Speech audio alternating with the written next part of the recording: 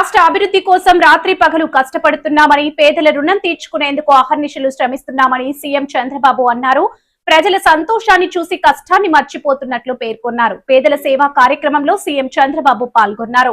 ఈ సందర్భంగా ఆయన మాట్లాడుతూ, సెక్రటరీ ఈరోజు పింఛన్లు ఇచ్చే కార్యక్రమానికి నాయకత్వం వహిస్తున్న సెక్రటరీ, ఇంకొక పక్క లేబర్ కమిషనర్ గారు, అందరికీ మనస్ఫూర్తిగా ఈరోజు ఇక్కడికి వస్తే మీ ఉత్సాహం చూస్తే, మీ అభిమానం చూస్తే నాకెంతో ఆనందంగా ఉంది.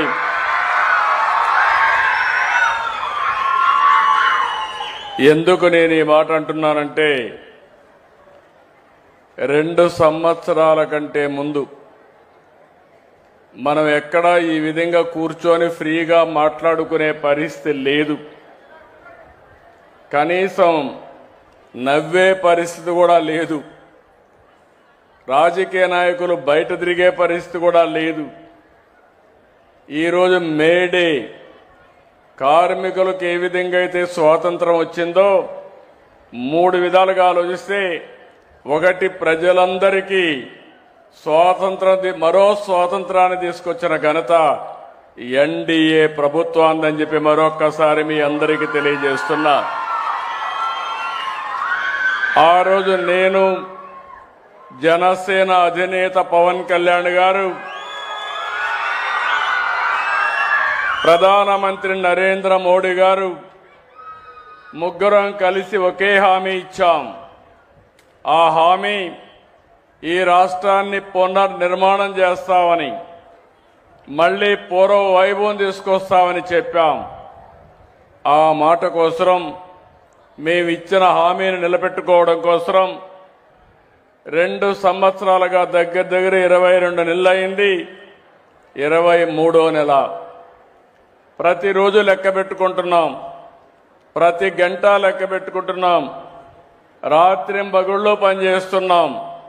ఎక్కడా ఒక తప్పు జరగకుండా ఎక్కడ సమస్య ఉంటే ఆ సమస్యని పరిష్కారం చేస్తూ ముందుకు పోయే పరిస్థితికి వచ్చాం. ఈరోజు మొదటి తారీఖు అంటే మనందరికి గుర్తొచ్చేది పేదల సేవలో. నేను ముఖ్యమంత్రిగానే కాదు, మంత్రులు, పార్లమెంట్ సభ్యులు, ఎమ్మెల్యేలు, కడాన ఎన్డీఏ కార్యకర్తలు కూడా సేవాభావంతో మీ అందరి దగ్గరికి రావడం, అధికార యంత్రాంగం తెల్లవారుజామునొచ్చి మీకందరికి గుడ్ మార్నింగ్ చెప్పి మీ చేతిలో డబ్బులు పెట్టి, ఎక్కడా ₹1 అవినీతి లేకుండా పేదవాళ్ల రుణం తీర్చుకోవడానికి పనిచేసే ప్రభుత్వం ఎన్డీఏ ప్రభుత్వం. ఈ విషయం మీరు గుర్తుపెట్టుకోవాలి.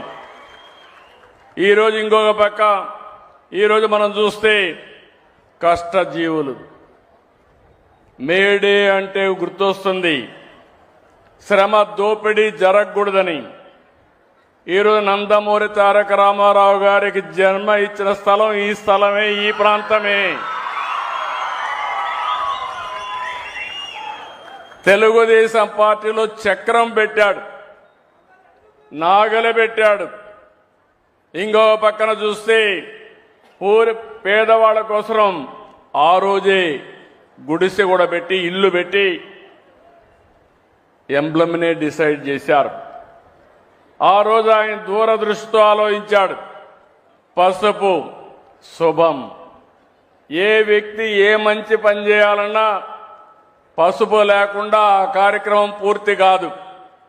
పూజ చేయాలన్నా, పెళ్లికి కానీ, పేరెంటానికి కానీ, ఏ కార్యక్రమం అయినా అలాంటి దూరదృష్టి కలిగిన నాయకుడు ఈ ప్రాంతంలో పుట్టడం మనందరి అదృష్టం అని చెప్పి కూడా నేను మీకు తెలియజేస్తున్నా. అలాంటి కార్మిక దినోత్సవాన్ని ఈరోజు మీకే కాదు, రాష్ట్రంలో ఉండే కార్మికులకందరికీ, దేశంలో ఉండే కష్టజీవులందరికీ మనస్ఫూర్తిగా మేడే శుభాకాంక్షలు తెలియజేస్తున్నా. ఈరోజు నేను చూస్తున్నాను మా పేదవాళ్ళందరిలో, ఈరోజు నేను వస్తున్నానంటే దారిలో కూడా చూశాను.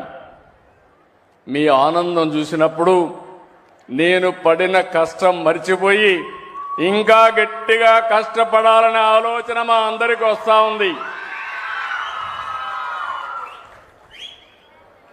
63 లక్షల, ఈరోజు మీరు చూస్తే 62,47,000 మందికి ఈ ప్రభుత్వం వచ్చిన తర్వాత 63,188 కోట్ల రూపాయలు ఇచ్చాం. ప్రతి నెల మీరు చూస్తే దగ్గర 2,721 రూపాయలు,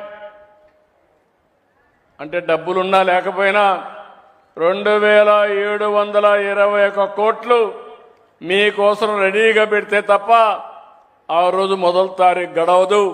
ఆ విషయం మీరు గుర్తుపెట్టుకోవాల్సిన అవసరం ఉంది. కష్టాలున్నాయి, దేశంలో ఎక్కడా లేదు.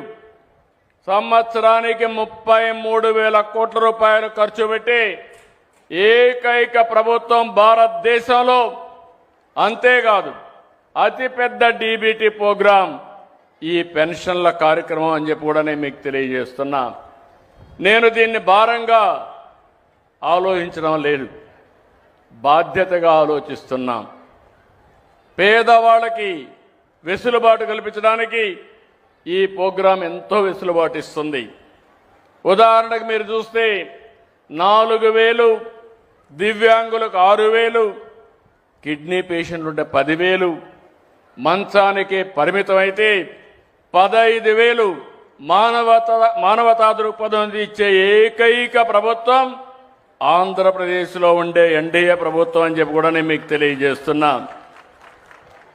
ఇలాంటివన్నీ ఈ జిల్లాలను చూస్తే దగ్గర 2,34,000 మందికి ఇస్తున్నాం. 102 కోట్ల రూపాయలు ఇస్తున్నాం.